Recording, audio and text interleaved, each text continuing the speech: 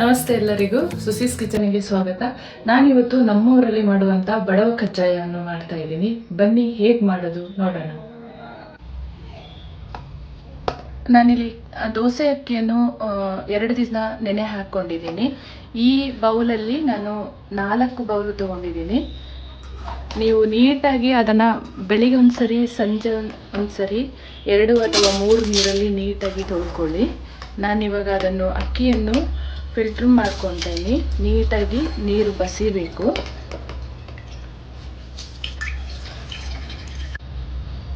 ಈ ಥರ ನೀಟಾಗಿ ನೀರು ಬಸ್ತಿರಬೇಕು. ಸ್ವಲ್ಪ ಈ ಥರ ಮಾಡುವಾಗ ಕೈಗೆ ಅಂಟ್ತಾ ಇರಬೇಕು. ಅಷ್ಟಿದ್ರೆ ಸಾಕು. 5 ರಿಂದ 6 ನಿಮಿಷ ಇದು ಫಿಲ್ಟರ್ ಮಾಡಿಕೊಂಡ್ರೆ ಸಾಕು. ಆಗಿದೆ ಇದು. ಈ ಥರ ಕಾಟನ್ ಬಟ್ಟೆ ಹಾಕೊಳ್ಳಿ. ಟೇಬಲ್ ಅಥವಾ ಸ್ಲ್ಯಾಬ್ ಮೇಲೆ ಯಾವುದ್ರ ಮೇಲೆ ಇದ್ರೂ ಆಗುತ್ತೆ. ನೀಟಾಗಿ ಇದನ್ನು 10 ರಿಂದ 15 ನಿಮಿಷ ಇದನ್ನು ಆರಲು ಬಿಡಿ.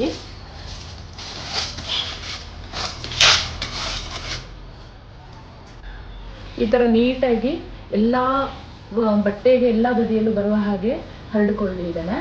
ಇದೊಂದು 10 ನಿಮಿಷ ಫ್ಯಾನ್ ಗಾಳಿಯಲ್ಲಿ ಆರಿದ್ರೂ ತೊಂದರೆ ಇಲ್ಲ, ಹಾಗೆ ಇದು ಮಾಡಿದ್ರೂ ತೊಂದರೆ ಇಲ್ಲ. ಡ್ರೈ ಆಗಿದೆ ಇದು.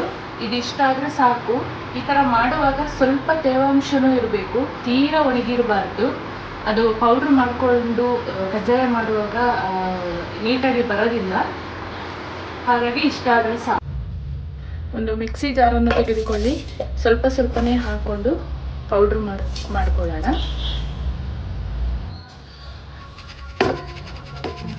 ಮಿಕ್ಸಿ ಮಾಡಿಕೊಂಡು ನೀಟಾಗಿ ಪೌಡ್ರನ್ನು ಜರಡಿ ಮಾಡ್ಕೊಳ್ಳೋಣ. ಪೌಡ್ರ್ ನೈಸ್ ಆಗಿರಬೇಕು. ಎಲ್ಲ ಪೌಡ್ರನ್ನು ಈ ಥರ ಪ್ರೆಸ್ ಮಾಡಿ ಇಟ್ಕೊಂಡಿರಬೇಕು. ಅದರಲ್ಲಿ ನೀರಿನ ತೇವಾಂಶ ಸ್ವಲ್ಪ ಇರಬೇಕು. ಅದನ್ನು ಆ ಥರ ಒಣಗಲು ಬಿಡಿ.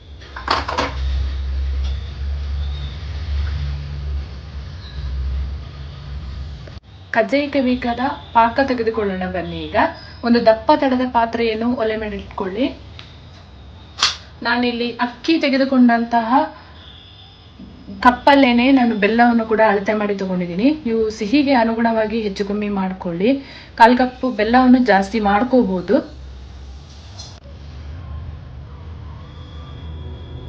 ಬೆಲ್ಲದ ನೀರನ್ನು ಸೋದಿಸ್ಕೊಳ್ಳೋಣ.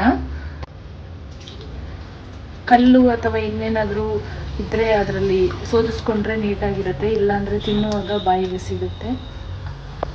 ಪಾಕ ಆಗಿದೆಯಾ ಇಲ್ಲ ಅಂತ ಚೆಕ್ ಮಾಡ್ಕೊಳ್ಳೋಕ್ಕೆ ಒಂದು ಪ್ಲೇಟಲ್ಲಿ ನೀರನ್ನು ಇಟ್ಕೊಳ್ಳಿ. ಈ ಥರ ಮಾಡಿ ಇದು ಎಲ್ಲ ಒಟ್ಟುಗೂಡಿದರೆ ಇದಾಗಿದೆ ಅಂತ ಅರ್ಥ. ಇನ್ನೊಂದು 2 ನಿಮಿಷ ಆಗಬೇಕಿದು.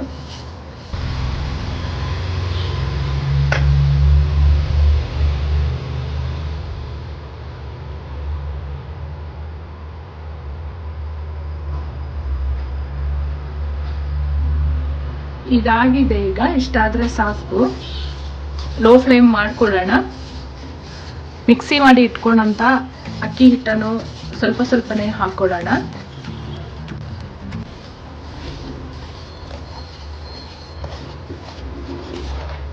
ಅಕ್ಕಿ ಹಿಟ್ಟನ್ನು ಹಾಕೊಳ್ತಾ ನೀಟಾಗಿ ತಿರುಗಿಸ್ಕೊಳ್ಳೋಣ.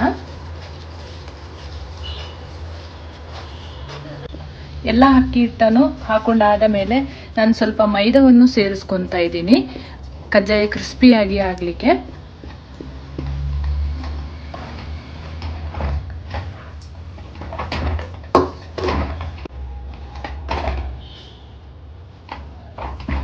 ಮೈದಾ ಹಿಟ್ಟು ಹಾಕೊಂಡು ಚೆನ್ನಾಗಿ ತಿರುಗಿಸ್ಕೊಳ್ಳಿ. ನಾನಿಲ್ಲಿ 250 ಗ್ರಾಮ್ ಎಳ್ಳನ್ನು ಹುರಿದಿಟ್ಕೊಂಡಿದ್ದೀನಿ, ಅದನ್ನು ಕೂಡ ಆ್ಯಡ್ ಮಾಡ್ತಾ ಇದ್ದೀನಿ. ಹಾಗೆಯೇ ಒಂದು 50 ಗ್ರಾಮ್ ಗಸಗಸೆಯನ್ನು ಹುರಿದಿಟ್ಕೊಂಡಿದ್ದೀನಿ, ಅದನ್ನು ಕೂಡ ಆ್ಯಡ್ ಮಾಡ್ತಾ ಇದ್ದೀನಿ. ಹಾಗೆ 1 ಸ್ಪೂನ್ ಶುಂಠಿ ಪೌಡ್ರನ್ನು ಕೂಡ ಆ್ಯಡ್ ಮಾಡ್ತಾ ಇದ್ದೀನಿ. ಹಾಗೆ ಅರ್ಧ ಸ್ಪೂನ್ ಏಲಕ್ಕಿ ಪೌಡ್ರನ್ನು ಕೂಡ ಆ್ಯಡ್ ಮಾಡ್ಕೊತಾ ಇದ್ದೀನಿ. ನೀಟಾಗಿ ಮಿಕ್ಸ್ ಮಾಡ್ಕೊಳ್ಳೋಣ. ಫೈನಲ್ ಆಗಿ ಕಜ್ಜಾಯದ ಪಾಕ ರೆಡಿಯಾಗಿದೆ. ಈ ಹದದಲ್ಲಿ ಇದ್ದರೆ ಸಾಕು. ಇದು ಆರಿದ ಮೇಲೆ 5 ರಿಂದ 6 ಗಂಟೆಗಳ ಕಾಲ ಇದು ಚೆನ್ನಾಗಿ ಆರಬೇಕು. ಆಮೇಲಿಂದ ಕಜ್ಜಾಯ ಮಾಡ್ಕೋಬಹುದು. ಇದೀಗ ಪರ್ಫೆಕ್ಟಾಗಿ ಆಗಿದೆ.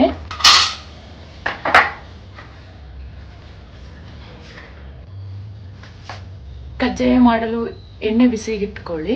ಫೈನಲ್ ಆಗಿ ಕಜ್ಜಾಯದ ಪಾಕ ಈ ತರ ಬಂದಿದೆ.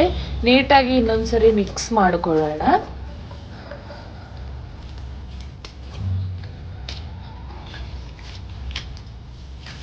ಈ ತರ ಒಂದು ರೊಟ್ಟಿ ಪೇಪರ್ ಅನ್ನು ತಗೊಂಡು ಸ್ವಲ್ಪ ಎಣ್ಣೆಯನ್ನು ಸುರಿಕೊಂಡು ನೀಟಾಗಿ ಈ ತರ ಮಿಕ್ಸ್ ಮಾಡ್ಕೊಳ್ಳಿ.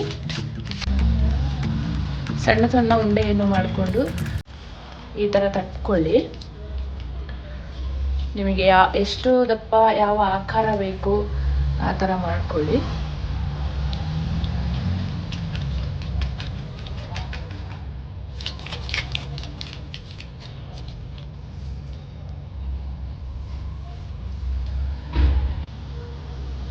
ಎಣ್ಣೆ ಬಿಸಿ ಆಗಿದೆ. ಕಜ್ಜಾಯವನ್ನು ಹುರ್ಕೊಳ್ಳೋಣ. ಸ್ವಲ್ಪ ಲೋ ಫ್ಲೇಮ್ ಅಲ್ಲಿ ಹುರ್ಕೊಳ್ಳೋಣ.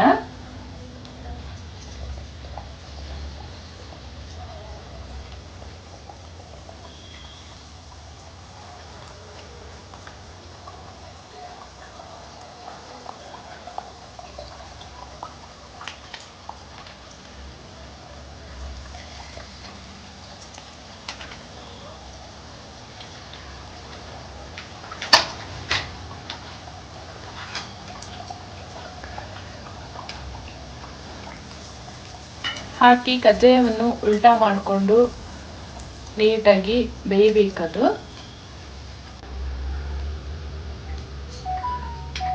ಆಗಿದೆ ಇದು. ಇದನ್ನು ತೆಕ್ಕೊಳ್ಳೋಣ.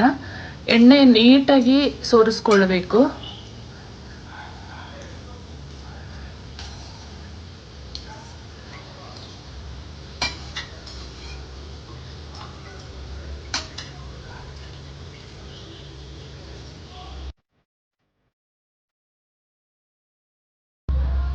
ಫೈನಲ್ ಆಗಿ 1 kg ದೋಸೆ ಅಕ್ಕಿಯಿಂದ ಇಷ್ಟು ಕಜ್ಜಾಯ ಆಗಿದೆ.